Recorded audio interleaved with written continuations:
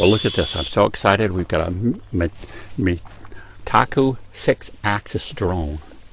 This one does 360-degree flips. It's got 2.4 gigahertz for the transmitter. It's got optical positioning. It's got one key landing and takeoff. It has 6-axis gyroscope, and well, here's the 2.4 gigahertz thing. So let's open this up and see what it looks like inside. So let's open this up, and we're going to see what it looks like. I assume we're going to need some batteries for the remote, and of course we're going to need an SD card for the actual drone, and we're going to have to charge the batteries up. The rechargeable batteries. I believe this one has a slightly over 15 minute flight time, which is really nice.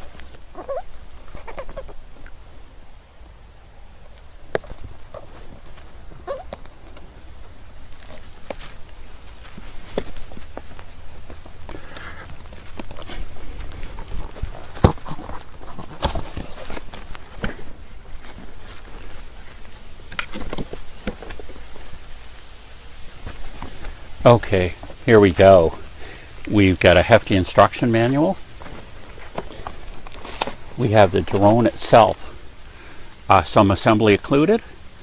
We have places to put the propellers. Got this, it's really packed well.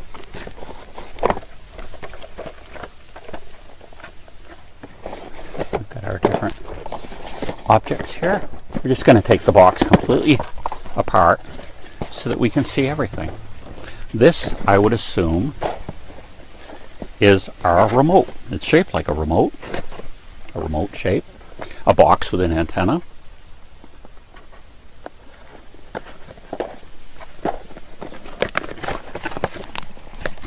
Ta-da!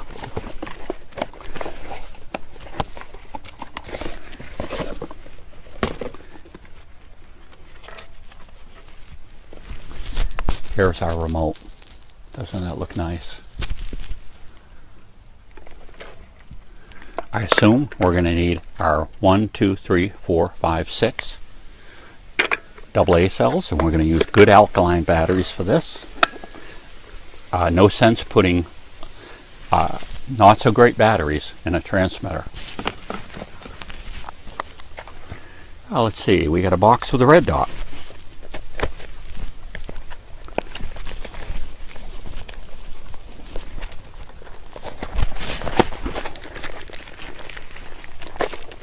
Aha! Here is a box that actually has the battery in it.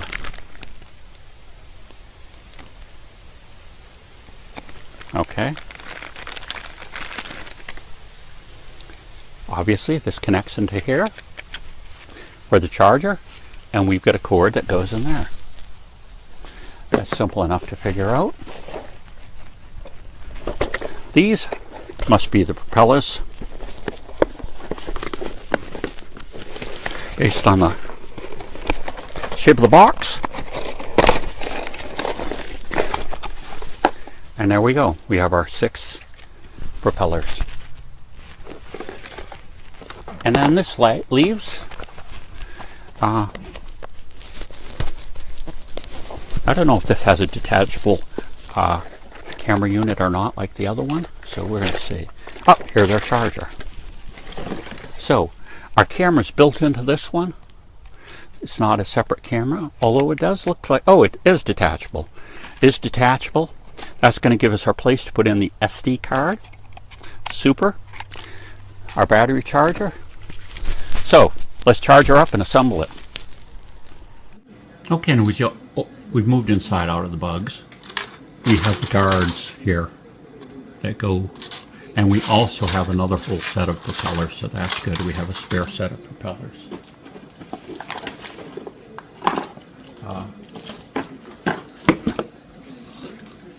Okay, the battery fits one way into the connection here, and and then we plug it in. We have two indicator lights, so both come on, and when it's all done, just the green light will be on. Standard Walmart puts out approximately 10 volts, 400 milliamps. Always use the approved charger with your battery. If you don't do that, I'm just going to tell you, you're going to be sorry, because different chargers can burn out different batteries. Now you can get another battery to go with this charger as long as it's matched, but don't just take your battery and get, or get some other type of thing like this. Everything's got to be matched. Okay, so it's best, if you don't understand everything about electronics, to stick with what the manufacturer gives you, because if you mix and match different voltages, like this puts out 10 volts, but this adapter here puts out 7.4 volts. Okay, so they've got it all put together for you, so use what they have. Okay, here we are with our charger. We're going to plug it in. We're going to plug this unit into the wall. It's been plugged into the battery. There. See? Two lights charging. When it's done, only the green light will be on. Okay? Charging. So I'm going to give you some construction tips. The quadcopter, the X300, is very easy to assemble, but you got to do it correctly. And I'm going to give you some tips here, and I've highlighted with a marker to show you what I'm talking about. Now, it comes with the screws and a screwdriver. There's an extra set of screws, just like there's an extra set of rotors. And here's the guard that snaps on. But I want to show you first about the copter itself and the position of the blades. Now there's another whole set of blades, but you can't just put the blade on anywhere you want. Each blade is for one of the 4 positions, and it's very easy to figure out. Okay, number 1, the red ones go in the front, the white ones go in the back. Now, what I'm going to show you is true about all of them, but I've marked the white one so it's easier for you to understand. You'll see there's an arrow on the shaft that comes out to each of the rotors. Okay, here's the motor that's going to turn this. You can see the screw, the Phillips screw that I've put in, you know, with the provided screwdriver, and we've got extra screws, extra rotors. But it's hard to see on this without being marked, but I've kind of highlighted it. There's a relief here thing that's quite easy to see in real life. There, you can kind of see it there, but it doesn't show up so good on video, so I've done this. I've marked that to show. Now this rotor can only go on one position on this copter, and that's on the arm that has the arrow that points this way. Now let's look at the other rotor. The other rotor, look at this. The arrows don't agree. This rotor says it turns this way. That rotor says it goes the other way. So you want to get the arrows matched up. The same thing is true with the red. It's just a little harder for me to mark this to make it easier for you to see, but that's why I've done this. So this is the trickiest part about assembling the rotor. Okay, also made a little diagram. This is supposed to be a round shaft with a flat edge.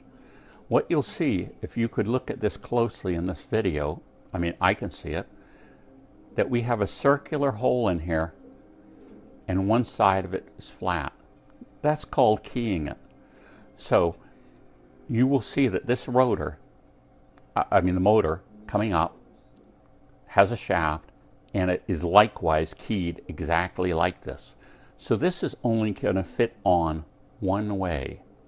Now it's nice that the flat edge faces one of the rotors. So once you grab that portion of it, you can look at the rotor and figure out where the flat edge is and press it down on it. In other words, without that keying, the rotor wouldn't have a good grip on the shaft. That keying is a very common practice for things that are going to be turned. Very often you'll find knobs on equipment. If you pull a knob off, you'll find the same arrangement. It's keyed so that it will maintain a tight grip. And then after you put it on, get it right, you put the screw in, and you just screw it in with a Sandy provided screwdriver. Okay? Now the guards snap into place. You don't have to use these, but they provide them and to help protect the copter and the blades. But what they do is they go on and they kind of, I want to say they bite, they clip on. So if you get them in the right position, what you're going to find is they go on and they snap into place once you have them in the correct position. There. Did you hear that click on? Now that's snapped in place here. It kind of clips on or bites onto the back here. Now that's on there pretty solidly, okay? And like I say, you don't need to use these, but they're provided for you. There's 4 of these, okay? So there's the hint for successful and easy installation of the rotors. And just remember, the red go on the front. That's going to help you orientate it when you're looking at it in the sky. You're going to be able to see the red. I mean, it also has lights too, but and the white are going to go on the back, and you're going to remember that the direction arrow on the rotor is going to match the direction arrow on the arm. And then you have a completed copter that only takes a few minutes for you to assemble. Just follow those simple rules.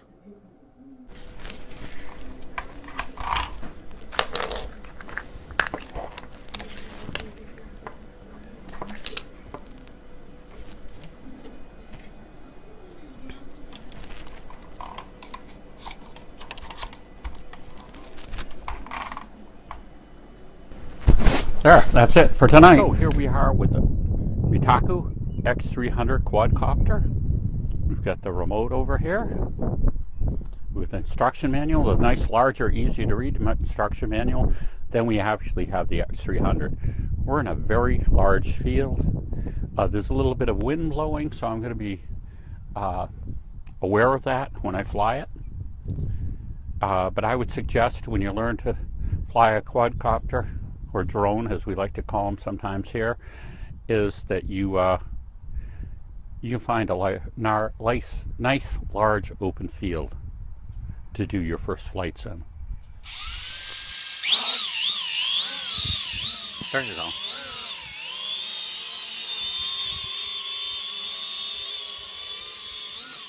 Now right there, press that flip button.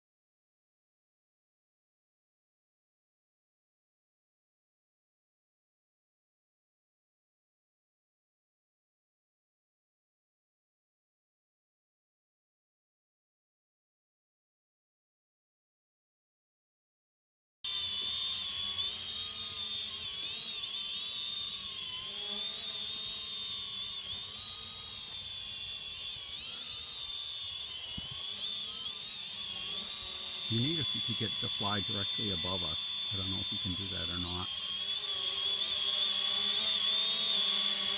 So like that. That's a good shot.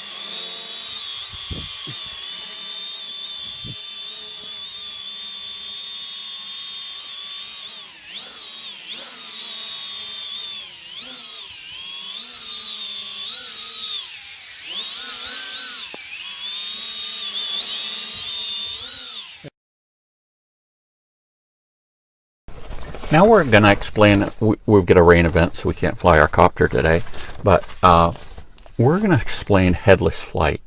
Now normally, the copter knows which the front and the back is. The red where the camera is, the red propellers is the front, where the white propellers are is the back, okay? And then when you fly it, you push the throttle forward. It goes forward in orientation to the camera, the front of the camera, and it goes to the right or left in orientation to the camera. Well, if you put it in the headless mode, it doesn't remember what the front and back is, but it does remember your orientation, okay? See the direction of the feet? They're pointing this way. So that means if you keep the copter in front of you first, and I would suggest that as you experiment with this mode, okay? And people do rightly spend extra for a drone that can do this because it makes flight further away easier to manage because you no longer have to worry. You can't see the front and the back as easily, so you just know that it's coming forward or to you or whatever. Okay, so you press the throttle forward, it goes forward, back, it goes back, left, it goes left, right, it goes right. But, okay, and I suggest when you first try it, you keep the orientation of your feet the same. You could move along this line, but you don't want to turn, okay? Now, okay, once you get used to it, you can turn, but I'm just saying for your first flight. Okay, because I'll show you what happens. If you turn 90 degrees, you've turned, but the orientation of the copter hasn't. It's remembering this orientation. So when you push the throttle forward, it's still going forward, but you're going to perceive it as going left. You push the throttle back, it's going to go back towards your orientation, but you're going to perceive it as going right. You push the throttle to go towards the right, it's going to go towards the right according to your previous orientation, but you're going to perceive it as going back. And similar with the left and going forward, okay? So I would suggest at the beginning that you keep the orientation of your feet the same until you understand what's going on, and then you can compensate for when you turn.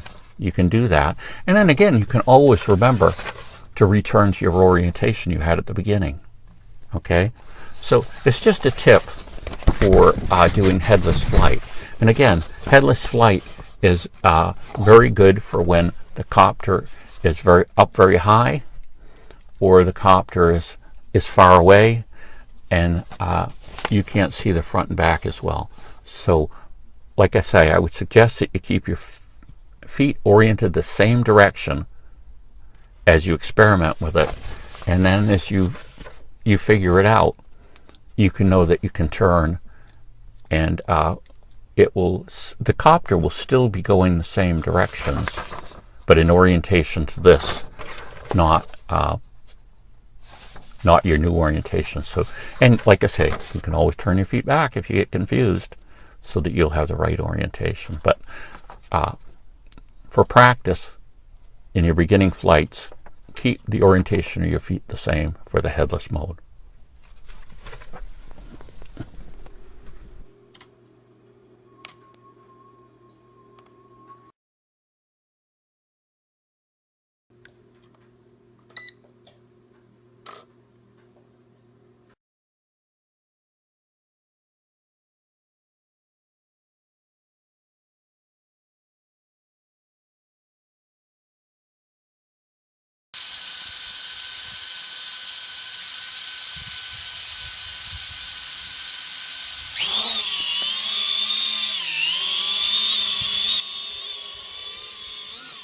Now right there, press that flip button.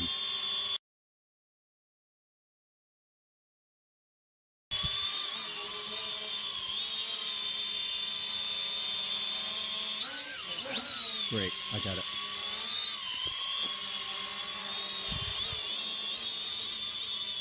Now,